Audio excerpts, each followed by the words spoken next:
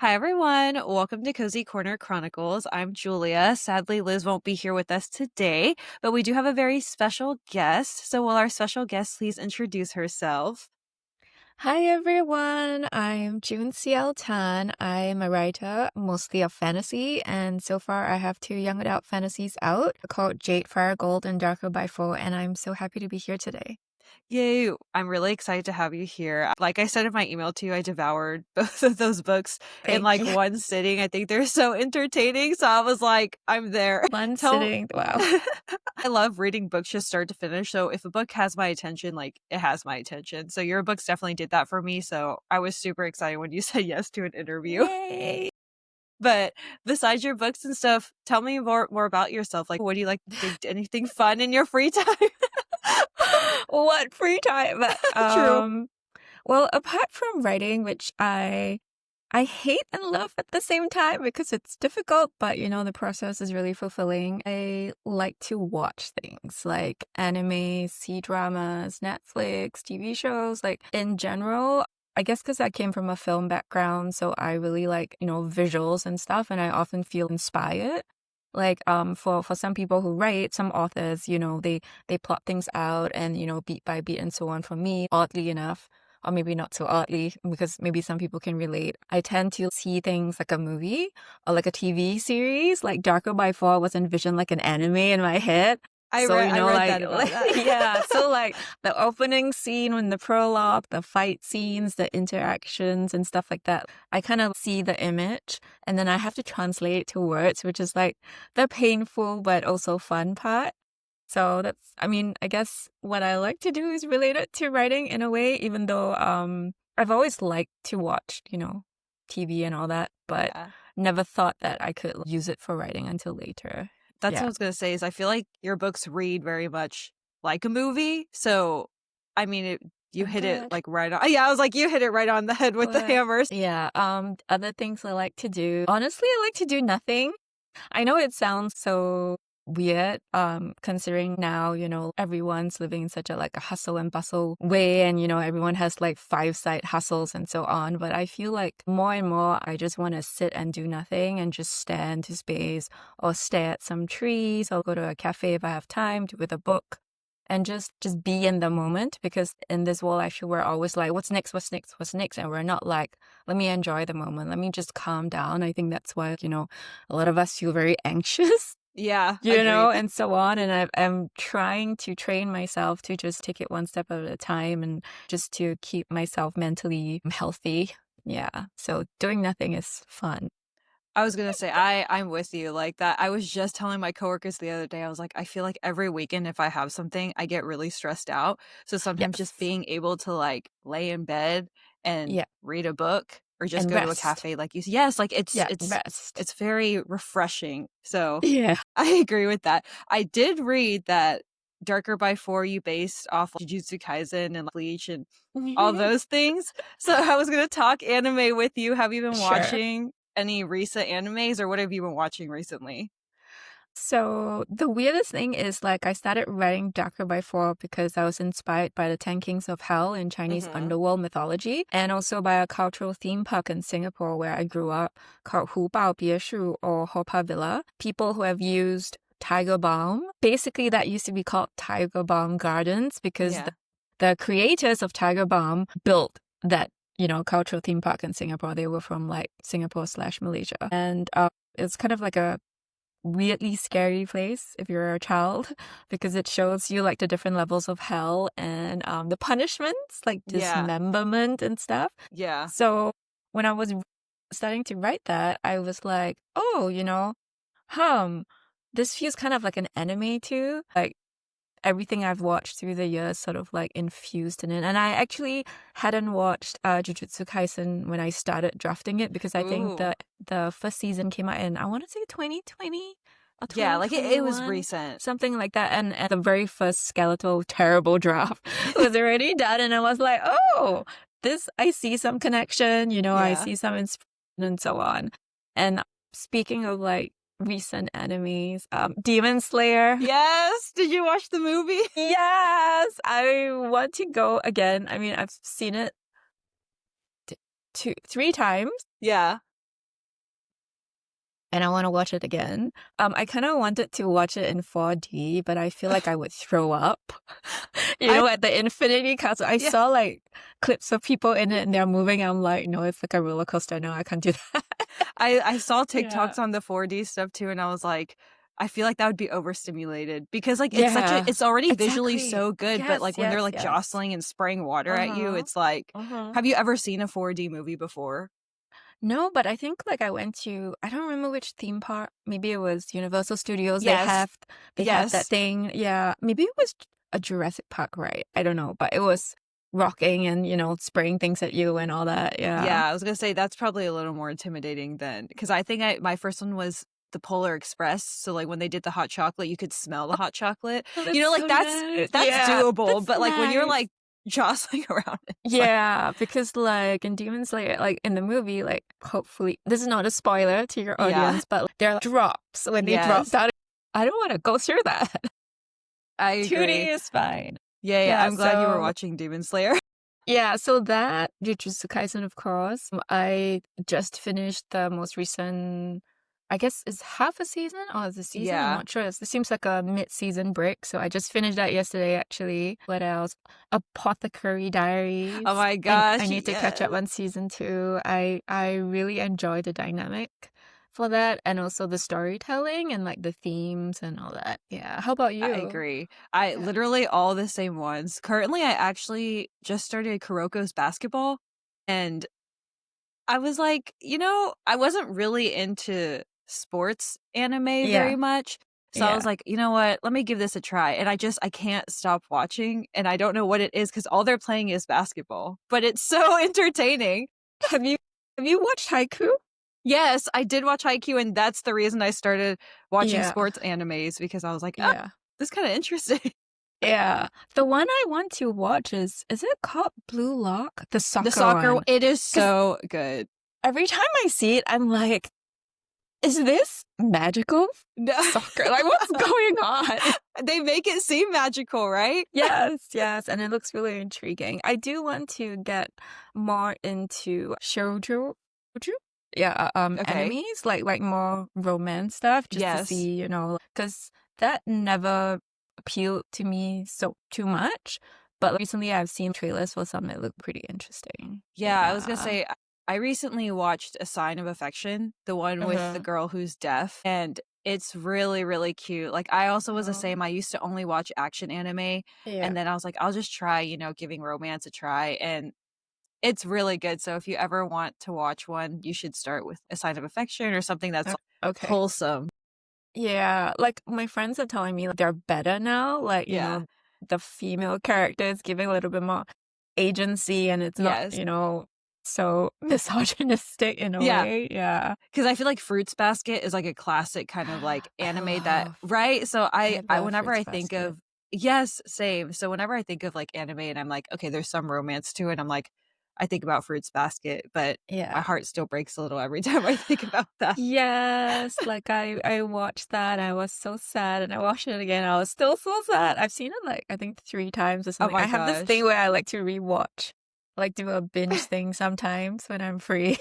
I'm the same as you. Like I just keep rewatching the same things. So for you, for like C dramas, what Mm. have you been watching C drama wise? I'm curious. Okay, The Wanted Detective. Oh, Okay, it's I just recently got an ITE subscription okay. because I canceled some other subscriptions. So, I'm like, oh, I'll just do C dramas then. Why Yeah. not? Instead of watching it on YouTube and the official channels and all that. And then Wanted Detective is really good. It's Okay. not a lot of romance, but it's one of those like plot driven, twisty Oh, mystery thrillers kind of thing. But it's not fantasy, but it's like more like wuxia, I guess. yeah, yeah. Like no real magic or like anything that seems magical gets debunked by so-called logic. I mean, it's Okay. hard to say it's logic when, like Yeah. people are flying when they're fighting, but that kind of idea.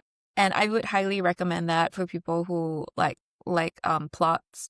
And I find that for C dramas, like you kind of have to invest a little bit in the first couple of of episodes You just to do. get into it because like they build it slowly and then it goes whoosh all the way. Yes. Yeah. The other one that I watched, which is kind of similar to Wonder Detective, but more romance focused, was Coroner's Diaries. Okay. Yeah, and I was like, oh, this sounds like a Apothecary Diaries. I mean, it is not really. It's a little similar in some aspects. I would say that I wouldn't say it's gory, but they do make the autopsy stuff Like, they don't censor like it. they don't censor it. So like people who are sensitive, like I wouldn't recommend that. But the romance, like that few different romances Yeah. that like they're really cute. Yeah. Oh, I love that because I feel like Um, every time I think of K-dramas or C-dramas, mm. I for that, I'm like the opposite of anime, I only watch romance.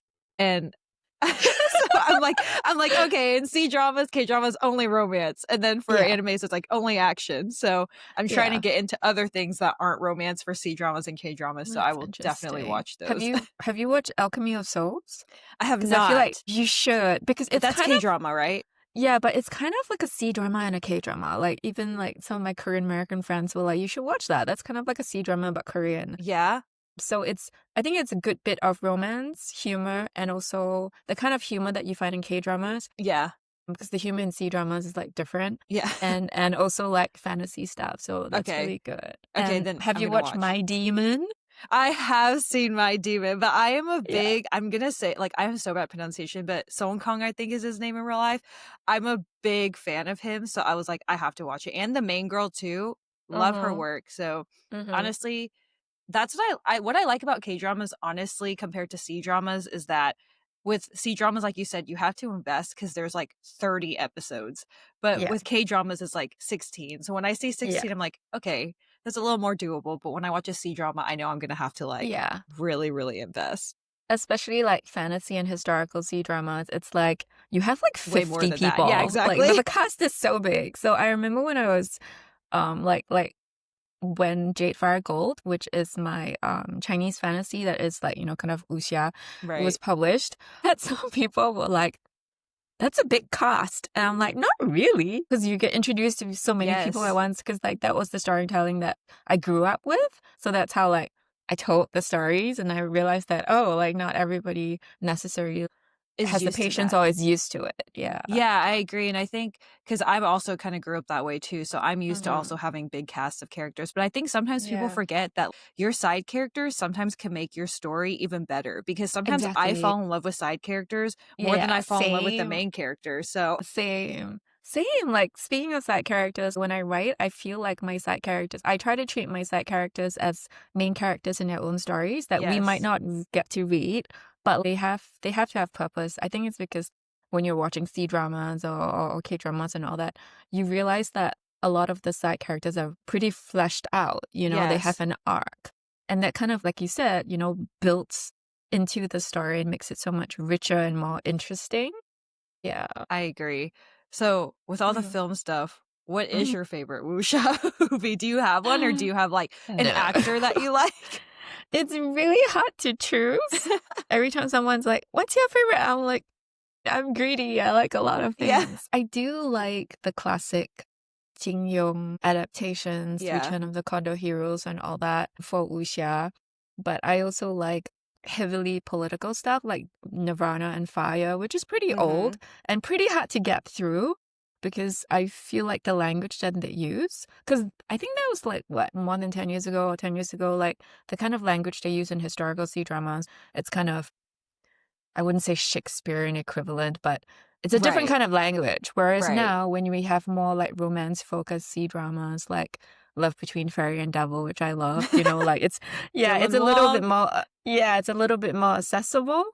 Yeah, but of course, like if you read the subtitles, you don't necessarily see the difference. But if Right. you understand the language, you can tell it's different. Right. Yeah. Yeah. Because that's what I was gonna say is I feel like nowadays too, I feel like they don't make as many wuxia movies. Like, I Yeah. feel like that's more of a older tradition. Like, my parents grew up watching those, so of course Yeah. I proxy, I'm like watching, I have no idea what's going on as a Same. kid, but right, but I'm like, "Oh, yeah, like, Yeah. that's interesting," and they're, like, flying around just like you said with all the stuff in C-dramas, so Yeah. that's good to know. Because yeah, I feel like that's, like that brings me back to my childhood, so Hmm. but if you could If your books were turned into movies and stuff, though, do you have actors, actresses in mind? So, I mean, originally, Jade Gold is dual POV, so there are two characters. One is an exiled prince who's bent on revenge, and the other is a peasant girl who is cursed with dark magic, and she has the ability to steal souls, and like the entire empire is like, trying to find out who this person is and trying to come after her, and so is the prince. So I like to pitch that book. I like to pitch Jade Gold as what if Zuko were hunting down Dark Katara. So Oh, people who like Zutara, this is kind of like vibe I'm going for. And the original face cast when I was writing it on the female lead, the girl was Zhao Lushi, okay. and the guy was Wu Lei. But now, like looking at it, like as I'm more exposed to like the new generation of actors and all that, I'm like, I feel like Zhou Ye would be Okay. like a pretty good aunt because in the book she's like tall. Yeah. Because I wanted to write a tall female Yes. protagonist, you know, and she has that kind of look. So I think Zhou Ye. As for the guy, Elton, the main lead, the male lead, I think maybe Zhang Linghe. I feel like those would be solid picks because honestly, I feel like you just can't go wrong with anyone that you pick. Because if you wrote with like that in mind, then there's going to be Yeah. plenty of people who feel like that. Because yeah, Zutara, Yeah. I love I want to like just put a little pin on that saying that it's Zutara without the colonizer romance. right, Because this is an anti-colonial theme right. throughout the whole standalone. For Darker by Four, because I think I envisioned it in my head as like animation when I Mhm. was writing it, so I don't actually have like face casts of people in real life. Right, Like more to of me, like they're all like animation stuff. animated. But Demon Hunters kind of like that's how they look, that Yes. kind of vibe. Yeah. I did see like on your website for both the like what's it called, the casting art kind of, and Mm-hmm. I saw that for Darker by Four, all the little strips where they're holding the little I loved it and I was like, yeah, this if this was an anime, it would be so good. Yeah. Would you ever consider making it into an anime or do you strictly feel like I mean, if I strike the Mega Millions, yeah, true, exactly. It's so expensive.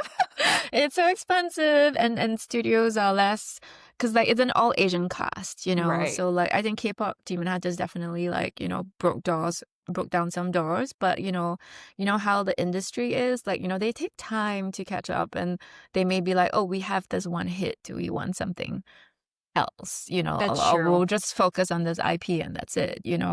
So I mean, obviously, if it could happen, I'll be happy. But I think right now, like, I'll be happy if even like there's a graphic novel or a webtoon or Yeah. something like that where you can show the visual stuff more. Yeah, Yeah.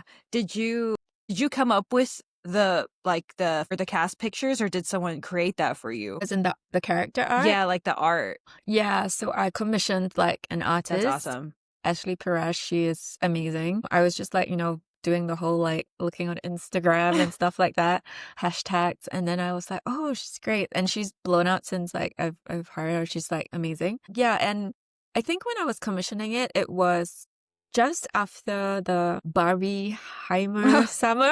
Yeah. Like Barbie was huge, and Yeah. the mugshots and all the artists were doing their like mugshot versions of Yeah. of characters, and I was like, oh, that makes so much. It makes it so easy to show readers like like this is the character, this Yes. is their style, because everybody has a different expression, and the way they hold their little mugshot Yes. name cards shows a little bit about their personality. Like, for example, there are a few main characters, but one of the main characters, Rui, she has this like what the hell face, Yeah, like she's tough. expression, and she's tough, and she's like holding the cut like, "Ugh, what am I doing here?"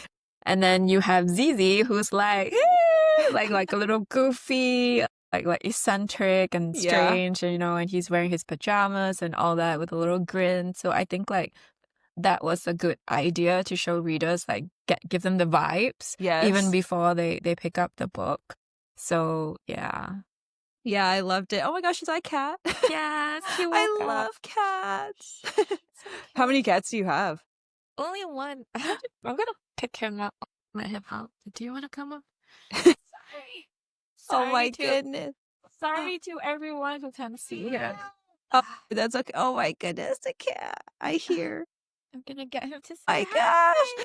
Orange Tabby. Hi, friend. Hi.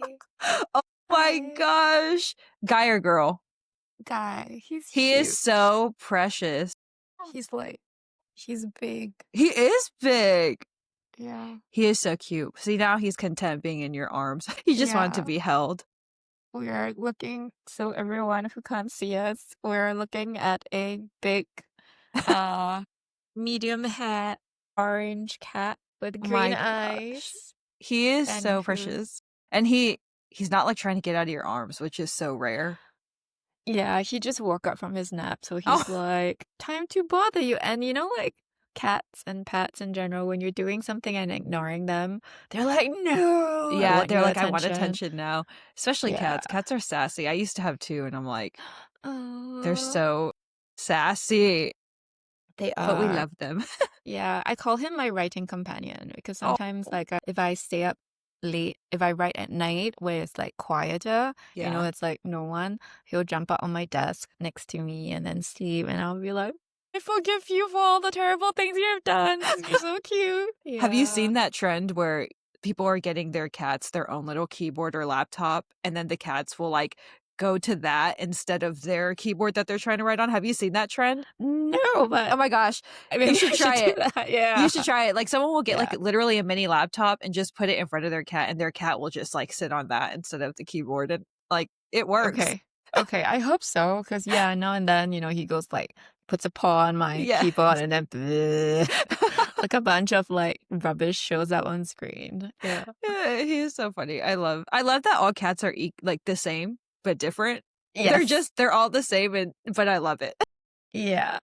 So I like to ask, like, what was your road to actually getting published? Okay, so it's a longish story, which I'll try to TLDR. So I think like a lot of authors, when I was a kid, I read a lot. I was the kind of child that would have a book everywhere. I would read everything, like I'm eating breakfast, and I would read like the conflicts of cereal box because it's words. I would just reread it I don't know, let's read Yeah. it. And I would stay up late, torchlight under the blanket to read because I just had to finish the chapter. And then I think there came a point where I was like, I don't really like this ending. I like this side character. I want to know more about the side character. So I would scribble little stories. I mean, I guess it's like very fanfic-ish, Yeah. but from the perspective of like a 10-year-old, so I was just like scribbling little stories, and I would write short stories and stuff like that. And a lot of my friends also like enjoyed reading, and then we would talk about books and stuff. But I grew up in Singapore, and it's a very pragmatic Asian society. Right. So like being an author was never really like something I thought I could do. It was kind of like not even a side hustle. It was just like you're just doing it when you're bored or you're free, and it's not something to pursue. And then of course like college and adulting came in a way. So I continued to read, but I didn't really write. And I want to say like maybe 10 years ago, or slightly over 10 years ago, I was feeling a little lost after graduate school. I was like, oh, let's just try to just write something for fun. And I started writing flash fiction. I never thought about trying to get those published because I knew absolutely nothing Fair. about publishing in the US or anywhere. And then I started to do some research. And at first I was like, oh, maybe I want to work at a publishing house, And then I saw the salary, which hasn't changed much. So publishers, please pay your people a living wage. New York City is expensive. And I So was just like, expensive. I don't really qualify because my degree wasn't in English and all that. And also I'm like, I don't think I could pay rent, you know? So it was just me writing little things. And then I randomly started writing an urban fantasy. I want to say like maybe in 2014, 2015. I got halfway through, realized that none of it makes sense. There were like very pretty passages and scenes, but it didn't like there was no storytelling because I think that's something I don't know if readers think about it, but I think some writers do, or some people who study literature. Like there is beautiful writing and there's also storytelling, and they're not necessarily the same thing. Because storytelling is when you are communicating, you know, the story, so to speak, so that your reader will understand. Beautiful writing is like beautiful prose, which not every single reader is gonna like, because reading is subjective, like Right. understand it or like it, because sometimes beautiful prose is too abstract, Right. maybe, or too long-winded. Or stuff like, when you're writing a fantasy book, like, there's this thing where you kind of like info dump at the start when you're a new writer because you're like, I did all this research. I am Right. going to write like, 10 pages about the taxation system in this fantasy. I'm like, nobody wants to read that. And it doesn't drive the plot, so for when I started trying to write an actual novel, there was a lot of that, a lot of like eagerness to just Right. would vomit. And then when I took an objective look, I was like, this isn't going anywhere, whatever. And then I thought, oh, maybe I should try writing a Chinese fantasy, kind of like an wuxia thing. And I was like, I don't know if anyone's going to read that. And I think I've mentioned this before. The year that Star Wars, the one with Rey, came Mm. out, I think it was, I can't remember what was it called, came out like a few days before I watched it. I think it was during Christmas time. I dreamt of a girl. This is so cheesy. I dreamt of a girl in a desert, and I knew that she had a grandmother and she was fighting something, and the desert was eating everything around her, like her Mm. village and so on. I was like, that's an interesting visual start to all that. And then I watched a movie, and which kind of starts off with Ray in the desert struggling to survive. I was like, Yeah.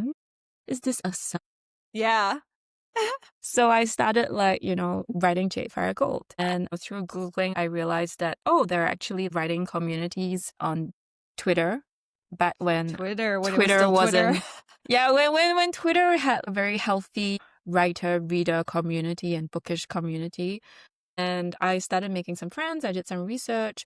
And then I actually took part in the very first DV pit. Mhm. For the audience that may not know what it is, it's a pitching contest for diverse creators, authors with marginalizations, whether they are BIPOC authors or, you know, neurodivergent Right. authors and stuff like that. So it was to pitch your story, and then agents will look at it. So I had no idea what it was. I hadn't finished writing my book. I was just like, let's do this for fun. So I just wrote a pitch, and then agents started liking it. And I was like, I have nothing to give you. My God. So this is how things work. So I did more research. I figured out, oh, there's something called a query. How do you structure a query? What's the process to find a literary agent and so on. And I finished the draft of my book. I revised it. It probably wasn't in the best shape when I just happily queried it, like, like a newbie. And then I had a lot of interest from agents, but no offers. They were all like, oh, you need to do a revise and resubmit, which is, Mm. revise it because, you didn't edit it properly. And during that time, that was around like, I want to say 2017. It was spring of 2017. And then Pitch Wars was still around. So Pitch Wars is a Pitch mentorship Wars. program which unfortunately has disappeared. And I think it really helped a lot of authors because people like Tomi Adeyemi was there, Mhm. Adeline Grace was from Pitch Wars too. Like, a lot of Right. authors had their start on mentorship, there. And then through that, they had an agent showcase. And that's when, after revising my Jade Fire Gold with my mentor, like I got an agent through that. Wow. So that's how I got to the very first stage, which is getting an agent. And this is still a long story. I'm sorry to everyone, That's but okay. so then after that, after doing some revisions with my agent, who's now my former agent, we went on submission. Submission is basically, for people who may not know, is when your literary agent takes the manuscript and the pitch and reaches out to editors at different publishing houses. And this is, of course, I'm talking about traditional publishing Mhm. and not indie or self-publishing. Right. Yeah, and that was 2018. And we had people who were like, oh, we love this book, but, we don't have space for it on the list. Or we love this book, but it sounds like something we already have. Or we love this book, but this is fantasy is too saturated right now. Mm. And the thing is, like, a lot of Asian authors and authors of color were getting that kind of rejections during that time because Really? publishers were not very open to diverse fantasies that were not, your usual. They had a few of those, like an imprint would be like, I have this person and that's enough, Right. you know? Right. Because when we say Asian, do you mean Korean? Do you mean Chinese? Do you mean Japanese? Do you mean Southeast Asian? Do you mean Filipino? Do you Right. mean Indonesian? You know, it's so different. Just like when you say European, do you mean West, East? Do Right. you mean Germany, the UK, France? You know, like it's very different. I still remember like one editor rejected and said that, you know, they loved the book, you know, they would want to see a future book from me Mhm. to consider for submission. But right now, like, you know, they think that what I had was too close to the book on that's coming out on their list. So I went to look. Yeah. And it was a Korean fantasy about two sisters. The magic was different, the plot was different, Oh. everything was different. Right. Like, the But only commonality was that it was Asian exactly. fantasy, right? Yeah. So that was like really dejecting. Yeah. Um, and then my agent pulled the book from submission, and then I revised a few other things, and then she sent it out in the second round in 2019. And during that time, I was actually like diagnosed with cancer. Oh my goodness. So yeah, so I was undergoing chemotherapy, and that's when I started drafting Darker Rifle. I mean, had the idea for Darker Rifle, I started drafting it Yeah. because I was thinking about death, Yeah, okay, you fair. know, and the afterlife in a way, like 2018, 2019. And Jade Fargo went on sub again and to different publishers this time. For like, I think half a year, there was like no solid interest. There was still Mhm. a lot of Asian fantasy is hard to sell. Readers don't looking for it, which is ironic because we Yeah. have a lot more now. Yes. But at that time, I was more concerned with my health and dealing with Yeah, other of course. stuff. The rejections didn't like really hit me. And you kind of like you're forced to grow a thick skin, you know, Yeah. in publishing in order to be resilient and, you know, carry on. And then I only had one offer at the end of the second round submission, which I was very happy because, yay, Yeah. it's one foot in the door. Right. And what happened was like that imprint shut down. No! It was a former HarperCollins print that shut down, and I was like, what? And they were like, oh, you know, we're not going to publish books. Because my book was originally supposed to come out in the fall of 2020. And they Okay. were like, oh, we're no longer publishing books beyond summer of 2020. Do you want your rights back? And Oh, then I found out that they were publishing at least one other book in fall of 2020 because at that time I had already finished revisions with the editor and it was like in copy edits and stuff like that, which is like basically the book is kind of done. right. So all you have to do is like push it out. So my agent managed to get it transferred to a different HarperCollins imprint. You know, like bless her, however Yeah. she argued for it because they basically breached contract. So then I went to a different imprint. But because of how it was moved, they didn't have time to do everything. And then my book got delayed another year and it came out in the fall of 2021 instead. Right. And of course, COVID came to American shores in March of 2020 and everything Yep. shut down. And so Jade Fargo was actually a pandemic book in a way. So that's my very long start of my publishing journey. Yeah, and I feel like Yeah, that to get my first definitely book out.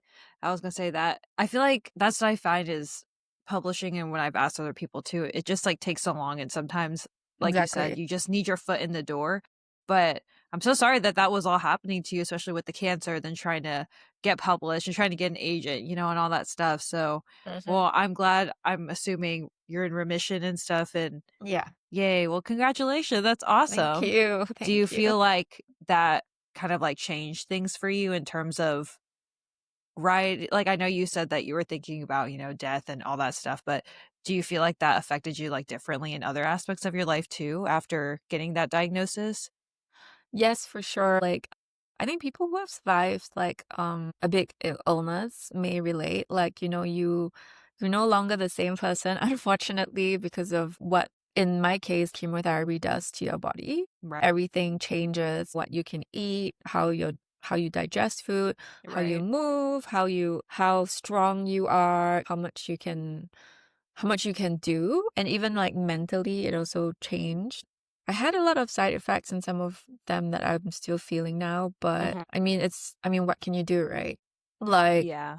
mm, I can't believe I'm quoting Kim Seok-jin from BTS here, but I just thought of what he said. I remember once he said, just because the air around you is bad are you gonna stop breathing and die? Right. Like, so it's one of those things that I think many people, I mean, humans are resilient, right? Yes. So basically, I think like I'm stronger in different ways and I've grown in different ways and not just, you know, I mean, mentally and emotionally. And I think I'm not going to say it's a blessing in disguise because I would not want to Yes. go through that again or even get Right. that in the first place.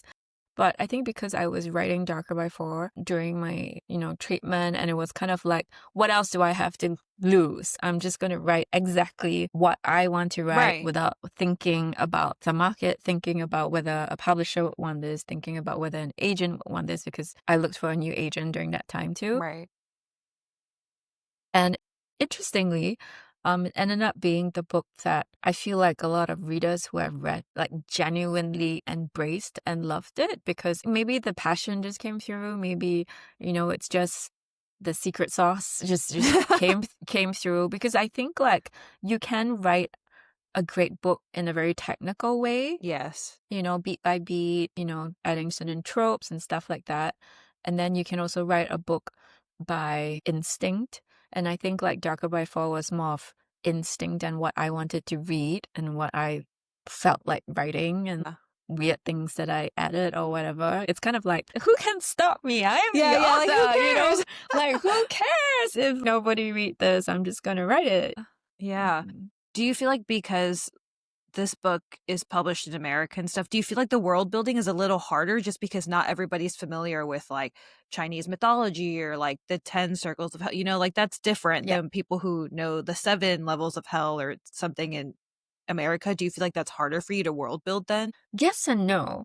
I think when I wrote Jade Fire Gold, because that was like 2017, 2018, there was almost like no Chinese specifically YA fantasies apart Hmm. from Cindy Pon, Silver Phoenix, and so on, and Serpentine. And I don't think C dramas had a foot in. Yeah. Like I feel like that more and more people are watching C dramas actually now in America.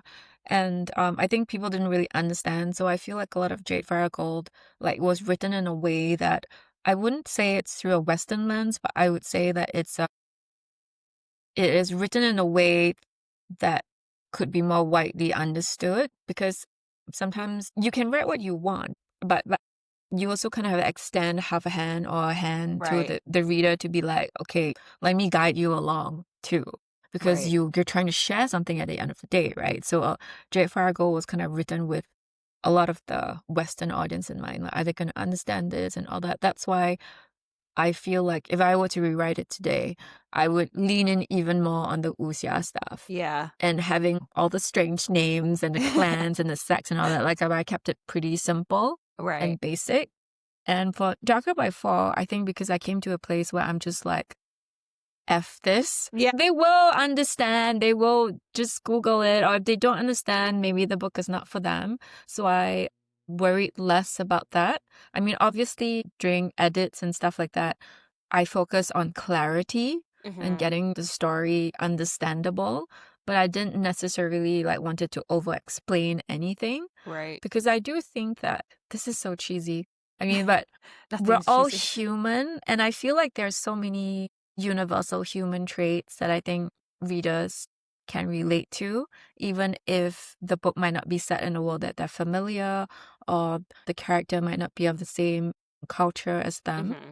And a lot of it boils down to the bottommost layer of what makes the characters human, and then I think things kind of like organically follow after that. Yeah. And I will also say that for Darker by Four, because it's contemporary, so I think there are quite a bit of things that makes it a little easier for readers to understand. Like a cell phone is a cell phone. Right. Right. Some of the strange things might be, some readers would be like, oh, it's China. Why is it so modern? Yeah. Like I would say viewed, but like ignorance of how, Yeah. modern a lot of Asian cities are. But I think Yes. generally most readers do understand now Asia isn't stuck in the Right. 1920s or something like that. Right. And I think And Asian fantasy doesn't have to be people in robes flying in right. the air. They're also like modern people. Yeah, and I think Yeah. more people are starting to be open to that too. So Yes. on top of just Yeah. learning more about everyone's cultures, they are open to be like, "Oh, I didn't know that about this country before. Oh, I didn't know that about Yes. this culture before," which I think, like you said, really helps to contribute to people understanding. Yeah. So that's Yeah. nice. Yeah. I think the K-drama, K-pop wave, C-drama wave, and TikTok exposed people more to different cultures across the world. And that kind of like opens up people's minds to picking up books that are not necessarily set in a Western society. Yeah. Yeah, I agree. And I know you said you were writing side characters, almost like fanfic when you were younger. Did you know as young as 10 that you wanted to be an author, or was that like way later once you got out of Singapore, graduated college, did grad school, all that? I mean, it was always like a secret dream. There were two things I wanted to be when I was a kid, a writer and a fashion designer. Fashion. I used to like sketch stuff. I mean, I guess it's part of the visual thing. Yeah. And I just never pursued it because growing up, everyone's just like, "Oh, you need a proper job in a cubicle, 9 to 5, be a lawyer, or doctor, the Asian Yes, parents and stuff very. like that." So it was kind of like, this is just a for fun thing, nothing serious. So yes, I always wanted to be a writer, but I only seriously pursued it being published maybe like 10 years ago. Yeah. That's awesome. So when I know you said like in college you were doing film stuff, was that even in grad school that you focused on film as well, or was that just undergrad or? Film stuff was in grad school. I Okay. Oh, have that's like a cool. master's in film studies Oh, that's and then in awesome. cinema studies. And then undergrad, I did communications and media. Oh, so see, you know how to communicate. I So mean, I don't know because, like theory stuff is always different from in real life. And media changes so much from when I graduated till now. Like things are different. Yeah. So for you, do you view like movies in a different lens because you have a master's in that, or like because like some people go strictly to watch movies and they want to see the cinematography, like they could care less about the story or the actors, but they go for strictly the cinematography. Do you kind of embody both of that? I think I go for everything because I wanted to be an academic. Yeah, I was fair. gonna, in my head, I was like, okay, I will do in my MA and then I'll do my PhD and then blah, blah, blah. But then when I did my graduate work and I petitioned to be in some like PhD classes, I was like, F this shit. I don't think I could do this. I mean, Yeah, it was then when it hit me. I don't think I wanted to be in a room to just talk in circles. I wanted to fair. create something. Yeah. And it was only later that I realized what I wanted to create was visual books in a way, like visual storytelling. So for a while, I think it was, what's that term called? Occupational hazard? I don't know. But anyway, it was kind of like this because I wanted to be an academic and then I realized, oh no, I don't. And then I was like, oh crap, what am I going to be, Yeah. Yeah. And then I had such an adversity to watching films that all I did was watch Marvel movies and Oh, Mar- like just action stuff. Like I'm not gonna say brainless, but just great storytelling, very exciting, very yes. fast paced. Like not necessarily the kind of like European cinema, French Right. Nouveau Wave kind of thing, which was what I was studying, kind of Yeah. stuff, where you have light shot, person sitting in the dark Right. Like it's lighting, very very beautiful, intentional. but nothing happens really, Yeah. and it's all inside, all voiceover. I mean, now I can watch those, but like for a period of like a few years, I was just like, give me all the Yeah. popcorn movies, free me from all the That's so tomatoes I funny. had to write. Yeah, I know it's really funny. Like, yeah, so like now when I watch movies, I look at everything, and one thing that me and my partner really enjoy doing is to analyze movies after that. Uh-huh. We'll talk about how to improve the story or how we prefer what we liked, we didn't like, was the shot good and stuff like that. I mean, it's very casual. It's nothing serious, but it's kind of like just talking about discussing stuff. And we do the same thing when we watch like TV series and stuff like that too. Yeah. That's awesome. Have you okay, do you do that? Do you watch horror movies? Like, do you do that with horror movies too? Because I feel like horror movies are hard to make, like, better because if they scare you, I feel like it does its job, but I don't know. What's your take on that? So I feel like now we're in an age where there are different types of horror movies Right. in a way. Like So thriller, ghosts, all that. yeah, I never really liked horror movies because I watched The Ring the original Japanese Yeah. version. Yeah. And my gosh, like there was this time where there was an Asian wave of horror movies, and they do horror Terrifying. so well because it's It's everyday horror. It's yeah. crap that can happen to you Yeah. when you're washing your face, when you're in. Yeah, in I'm the getting shower. chills. When I you're in the know. shower, you're in the elevator. I'm like. So I was just like, I'm never gonna watch horror. So like even now, I don't really watch horror movies, but I watched Sinners recently. Some people would classify that as horror, Right. but it's to me, it's a different kind of horror. Yeah. So those it's okay. Like jump scare stuff, I'm kind of like, eh. Yeah. Unfortunately, like because I don't watch enough horror, like I don't you know, critique it Right. or Right. examine it. Yeah. Yeah, I feel the same as you. Like I can't watch paranormal horror, like mostly ghosts, because I guess that some people would say vampires, like The Sinners, would be technically paranormal Yeah. too. But ghosts, demons, like that, I can't do that. But I can watch like psychological thrillers or like Yeah.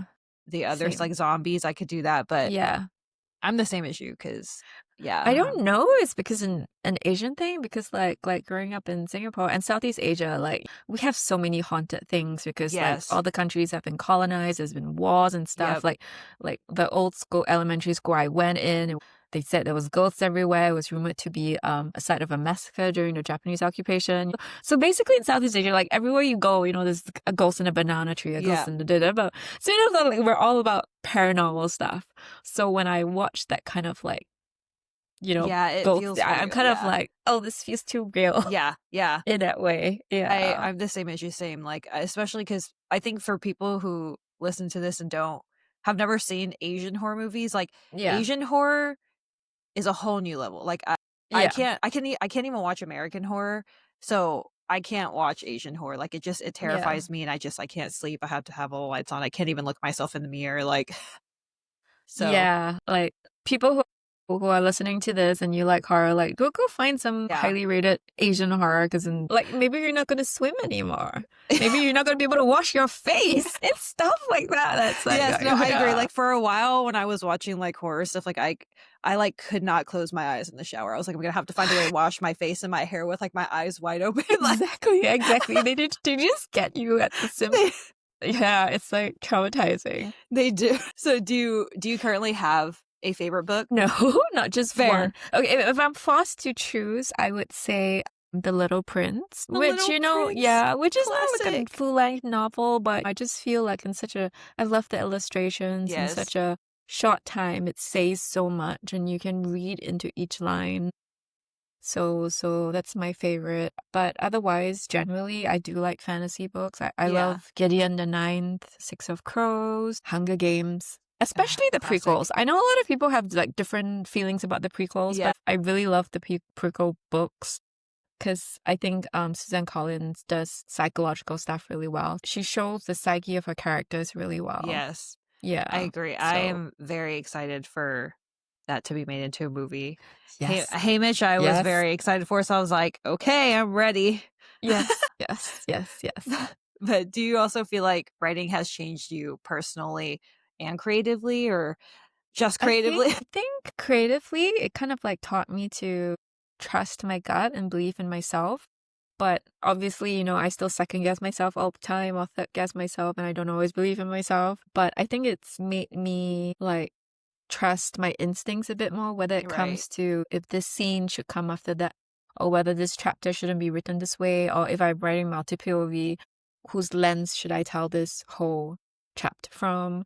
And also to lean into things that I enjoy, even though like I may think they're slightly off or weird, you know, there's gonna be someone out there who enjoys it Right. too. Right. And I think to stop thinking that I'm special or unique in that sense, because I think like it's not only like a writer's insecurity, but also the idea that, oh, my book is so special. And my characters are Fair. special. My plot twist is so special. I'm like, no, probably like, 1,000 other people would have thought about it in your situation. But because of that, 1,000 other people are going to relate to what you're writing. Right. That's Also, actually it's a kind good of like, take. yeah, so I feel like that's how you always bring your own voice and perspective to it. So it's unique to you, but it's not so unique that no one Right. else can understand or relate to it. So I think like that's something I've learned. Yeah. I feel like that's a good point you make, because I think lately all over TikTok, I've been seeing a lot of people discuss RF Huang and how their, like, writing styles sometimes is it's, like, not as relatable, so a lot of people have to do a lot of research on the side because they're not really understanding. So I think by you saying that, you're right, like, if 1,000 other people really feel like they can guess this, they're like, "Yes." So there's, like, a little victory, like, Yeah. when you're reading a horror or, like, a thriller novel and you guess the plot twist, you're like, "Yes." Like, I did that. Yeah. Yeah. So, Yeah. I think you make a very good Yeah. point with that, and I never actually thought about things like that from a writer's perspective. And this actually stems from this thing like a professor told me in undergrad back in Singapore. I don't know how I got in this conversation, but because people skip classes, right? They Yeah. skip lectures. Young adults and teens be young adults and teens. So I remember asking a professor once, do you find this fulfilling? People don't show up or people are sleeping in your class and stuff like that. And he said that I mean, obviously it can be demoralizing, but he said that for him, he has realized that as long as whatever he is trying to impart, whatever knowledge he's trying to impart, reaches one person and changes one person in some way, he has done his job. So in a way, like I think that relates to what I just said about, Yeah. writing. Oh, you have very wise people in your life who are, like, imparting all these wisdom on you, but no, I agree, and it's just even when people are applying to, like, grad school or medical school and stuff, all it takes is one, right? Like, Yeah, sometimes all it takes is one acceptance or just for you to exactly. reach one person, and that goes a long way. You never know whose life you're changing Mm-hmm. with what you write, Mm-hmm. what you say, what you do, all that stuff. Yeah. So, well, I guess, like, what's, like, the most important lesson you feel like you've learned, not just as a writer, but I guess in life, because you have a lot of Mm. life things that have happened. I don't know, that's really hard. I think maybe you have to, I guess both in life and in publishing as an author, you have to cede control over many things. It's cliche, That's you can hard. only control what you can control. It's so hard. And Especially if you're type A, like, that's very hard. yeah, yeah. I'm not really type A, but I don't really believe in astrology, but sometimes I'm like, because I'm a Virgo and we like to control things. So it's still very difficult. It's still a lesson that I'm learning and relearning about how you have to see control. Because if you remember, I was talking about my publishing journey just to get that one book. Even after getting an agent, you still need to go to submission. And even if you get that one offer, an imprint can close down. Right. The pandemic can happen. Like, Yeah, so I was who like, would COVID have could happen. thought? Who would have thought a Exactly. pandemic would like randomly happen in 2020 and stuff like that? So there's so many things you can't control. And it's not to say that you should just ignore or dismiss, but if you come to a point where it's keeping you down more than it's teaching you anything, like maybe focus on what you can control, which in this specific case, when it comes to writing, is the work, the writing itself. Right. That's why I would say that anyone who's interested in writing a book, you have to love what you're writing. That's fair, because Because, then it becomes or a at least you have chore. to feel something deeply for it because you have to like read it so many times Right. through the editing process. And also because that's the only thing you can control to a certain extent. Yeah. So Everything else, it's like you have to like give up a little control. Yeah. right. So now that you've now that your books are published, do you ever reread them? Or because I know some authors are like, "I don't wanna read them," like, "I don't want to anymore." No, But do I you? don't read that. I don't reread them. I mean, now and then, if I have to look at something, or if I'm doing an interview, or if in Darker by Force case, because I was writing a sequel, and just checking for continuity and stuff, I had to check certain things.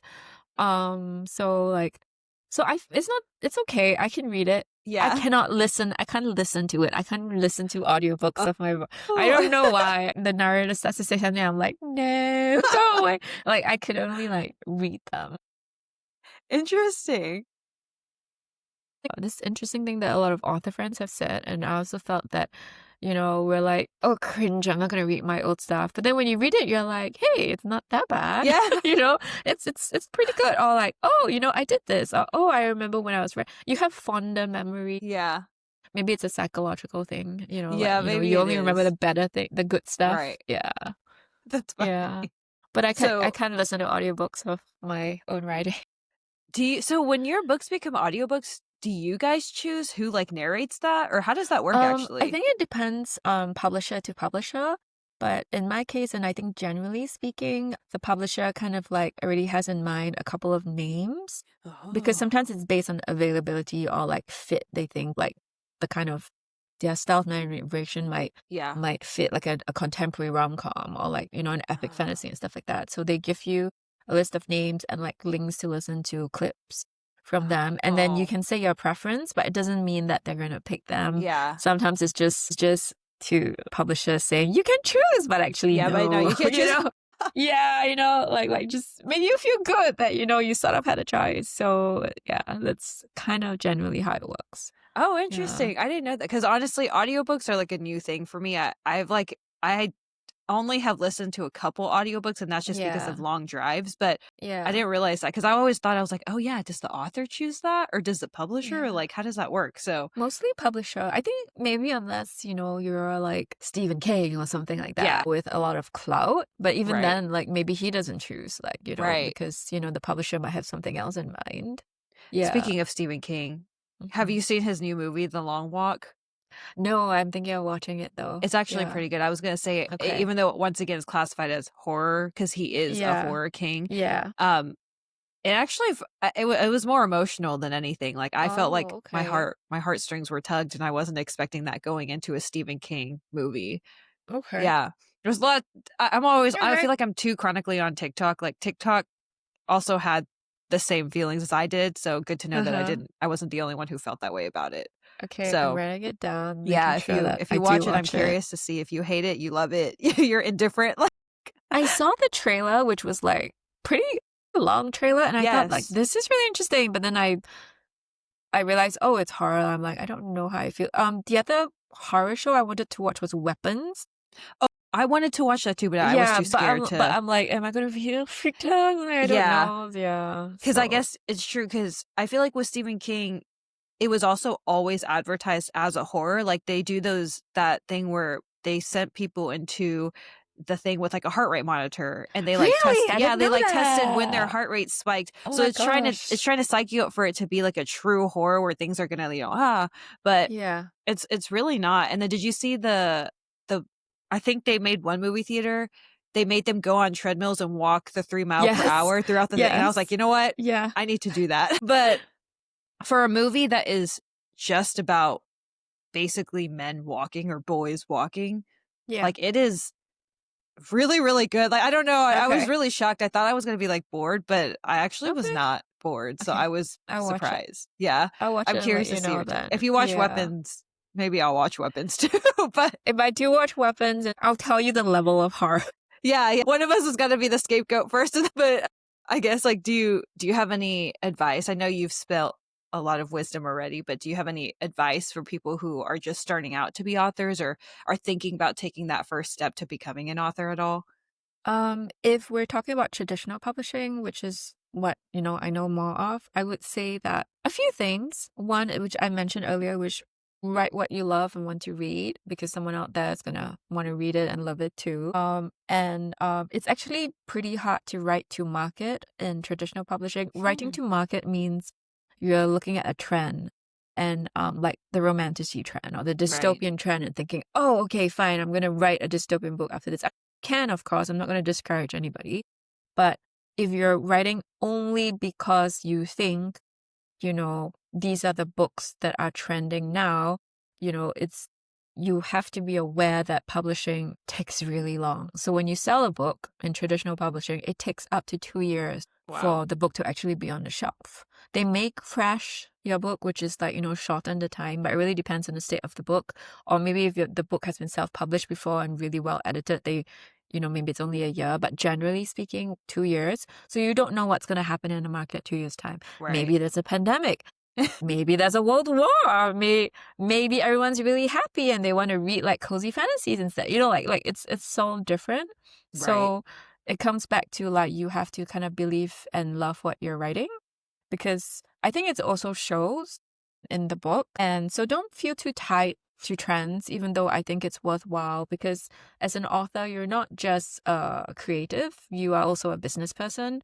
So it's always good because you're self-employed, Yeah, So it's yeah. always good to know what's happening in the market. And the other thing I would say is the first draft, which I'm still learning because I'm a Virgo and a perfectionist. Your first draft is the draft that you write for yourself. So it can be as crappy as possible. It doesn't have to make sense. Don't be worried about, perfecting it. I'm actually giving myself a pep talk because I always worry. I keep rewriting chapter one, and a lot of authors do that before you can move on. But it doesn't have to be perfect. It's only for your eyes. You don't have to show it to anyone. And always remember that you're going to edit it many, many times. Just start writing.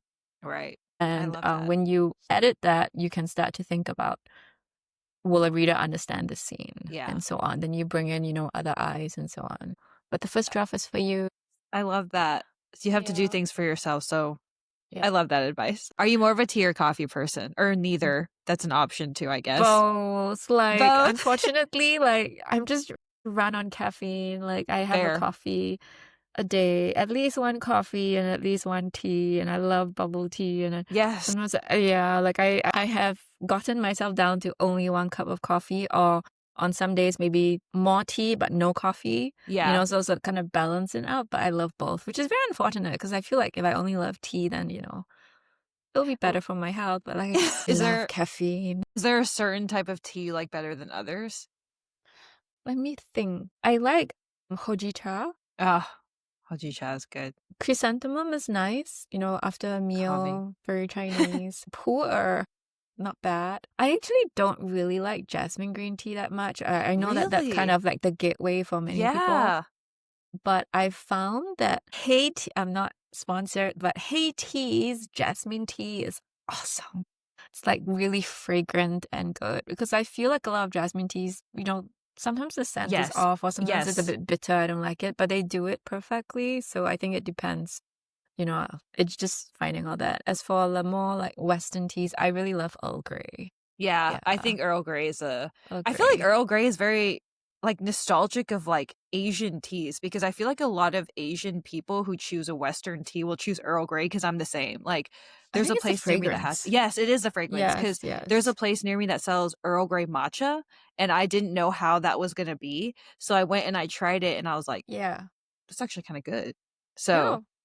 but it's funny that you mentioned Haiti because that's not so I'm from Texas originally, Liz is in Texas too. We don't have Yeah. a Haiti there, so that was new to me when I came to the East Coast, and I was like, "What is this Yeah. Haiti that everyone's talking about?" So I went and Yeah. I got their jasmine because I was like, "Okay, well, let's see how they do their jasmine," and I Yeah. had the same thoughts as you. I was like, "Oh, Yeah. this is, like, really I was good like, jasmine tea." oh. Oh yeah. I was like, oh. And I'm glad that more Chinese tea brands are coming to the East Yes. Coast at least. I hope that Chagi comes, but I What don't is know if they that? will.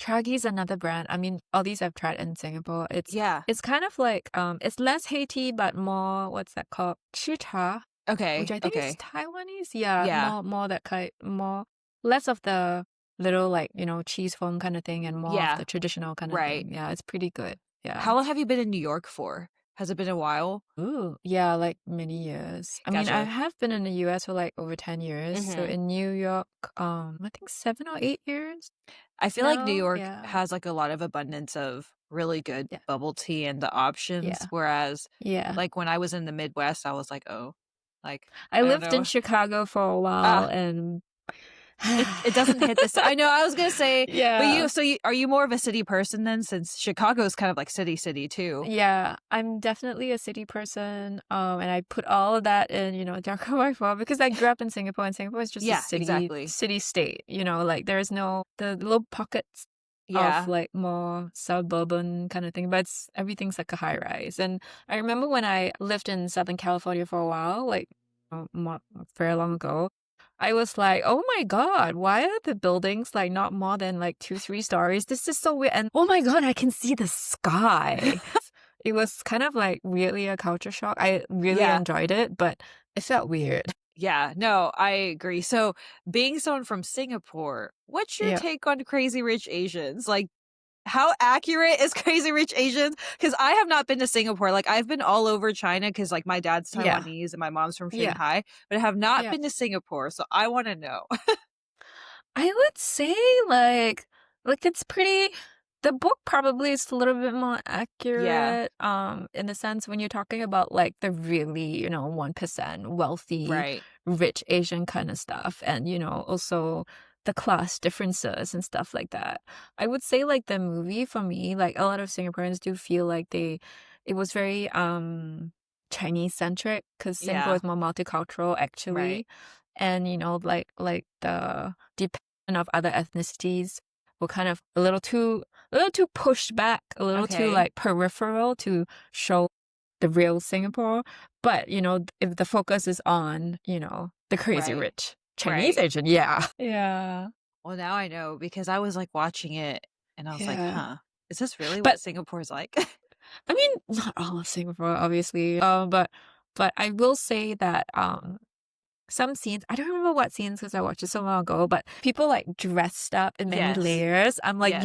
you will just You would die. die. Yeah. And You oh my would gosh, it's die. You so can't, hot in yeah. Asia. It is Like, so hot and humid. So like it's not practical. If they're outdoors and wearing like layers and stuff like that, right. I'm like, no, that part's like, no.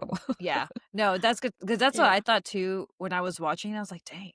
I'm like, aren't they like sweating because it gets hot and Yeah. it gets humid and then the winters are like freezing. So it's like Wait, no winter in Singapore though, you get because what? it's all There's tropic. no winters in Yeah, Singapore. because Wait, how did I not know that? Singapore's in Southeast Asia, so like we're right at just like I think 1 or 2 degrees above the equator. So it's not like Taiwan or Hong Kong where you have winter. Like Southeast Asia is just hot. I mean, even Thailand, northern Thailand, you get like a very mild winter that's more like an Yeah. autumn. But in Singapore, it's just 80, 90 degrees all year round. It's like kind of like Florida-ish, I guess. You know, Wow. I did not know really, that about really, Singapore. I yeah. It's clearly terrible. I was like, clearly I don't know my geography It's because just like, hot or hotter. dang. Yeah, because that's what Hmm. I was gonna say. Like, because when I was in Shanghai, like you know, like your hands are cracking and you're Yeah. just not used to. Shanghai, yeah. Yeah, I'm like, oh well, but good to know. Maybe I won't go to Singapore then because I don't like I don't like Okay, 80 to okay. 90. In in their defense, Singapore is very well equipped to handle that weather because everything we built, people wear cardigans indoors. That's how Okay, cold okay, our I get you. AC So is. And also because of how everything is, you can always hide. We're like mole people. You can hide underground in all the like subway tunnels. There's shopping to do and eating to do too. And then there's always a mall or a place where you can run into. So you don't necessarily have to be outdoors for more than 5 minutes if you don't want to. okay, Yeah. then that's fair because I feel like so some places in California or even Hawaii, like there's like no AC in your house, and when it gets Yeah. to like the 85, I'm like, Yeah. I gotta Yeah. go to Target or something because Yeah. or like Walmart because that's the only time you get AC, and it's Yeah. just like It, not it's like, bearable. New York is not equipped for the hot weather that we get in summer now. Right. Like the subway station is like you're like lobster getting boiled, you know? Ugh. But in Singapore and like, other Asian countries, I mean, Southeast Asia, like the subways, because they're newer, I guess, AC all the way. It's cold. Okay. Yeah. Well, good to know. Because I was gonna say I literally just went to New York recently for like the first time, and Yeah. I'm more of like a suburb person. That's just because that's how Mm-hmm. I've grown up. But every time I go to a place like New York where it's just so city, I'm like Yeah. shell shocked because the idea of being able to take a subway is like crazy. Because in Texas, it's just such a Yeah. driving city. If you don't have a car, Yeah. like you will not be able to get anywhere. So it's Yeah. nice whenever you get to go places where they actually do public transport or you get to walk Yes. around to where you need to Yes. be. Like, that's baffling to me. Yeah, then you should go to Singapore and like, other parts of Yeah, Asia just because you public experience. transportation, like the bus, everything's connected. Yeah. Yeah. Maybe I should go then because New Yeah, York was and fun. our version of Uber is called Grab. Mhm. Grab's like pretty affordable Oh. compared to like New York Uber Oh, prices. Yeah. yeah, Uber's crazy. He's like, Yeah, "I need Uber's attention crazy again." now. Yeah. Okay, well, now you've convinced me. Like, I'm sold, so I'll go. Eventually. I feel like the Singapore Tourism Board should like give me commission. 'Cause I'm Yeah, always yeah. telling people, yes, come to Singapore. It's great. You can Well, like people you always can talk like about it. hang out. You can hang out at the airport, like shop, eat, everything. You don't even have to fly there. You just go. People go to the airport for fun. That's crazy. But you know what? I Yeah. have heard that people say Singapore is like the Vegas of like the US because it's very like I don't know, how true is that comparison for you? Not true for me, I guess. I mean, I think like certain parts of Singapore, maybe like the strip in the sense that it's Uh-huh. malls and shopping. Gotcha. and eating and stuff like that. But I wouldn't say it's like because I think we only have like one casino, like one gambling stuff. Like Oh, it's okay, and yeah. it was very difficult to finally have that come in because Yeah. like we're the government is very against any kind of like things that might cause harm to Yeah, yeah, society. no, no, Yeah. agreed. I feel like that's very, like, Asian culture is to keep that in Yeah. mind because yeah, I mean, I don't gamble, so, like, that's not Yeah. what I would go to Singapore for anyway, so okay, well, good to know, but thank you so much for talking with me. I'm sorry if we No ran over problem. time and stuff, but No, I it's okay. It appreciate was it. really fun. Yeah. Yeah. Yes, Thanks it for was so having nice me. talking to you, but thank you so much once again. If you guys have not read her books, you guys need to read the books because, like I said, I binged them in one sitting. They're very entertaining. I'm on TikTok a lot, so I always post like talking stuff on TikTok. So if you guys want to talk to me on TikTok, Wait, we can discuss all the books. what's your TikTok? Let me go find it Let me real quick. let me see what I think ours is like cozy. Let me look. See, not that I don't know my own handle off the top of my head, even though Is I'm it like chronically on TikTok. It's okay, it's Cozy Corner Chronicles _. I'm a yeah. very big yapper on TikTok, just about Okay. anything, even if it's not book related. Okay. So, yeah. But thank you so much, Jude, once again. Thank you.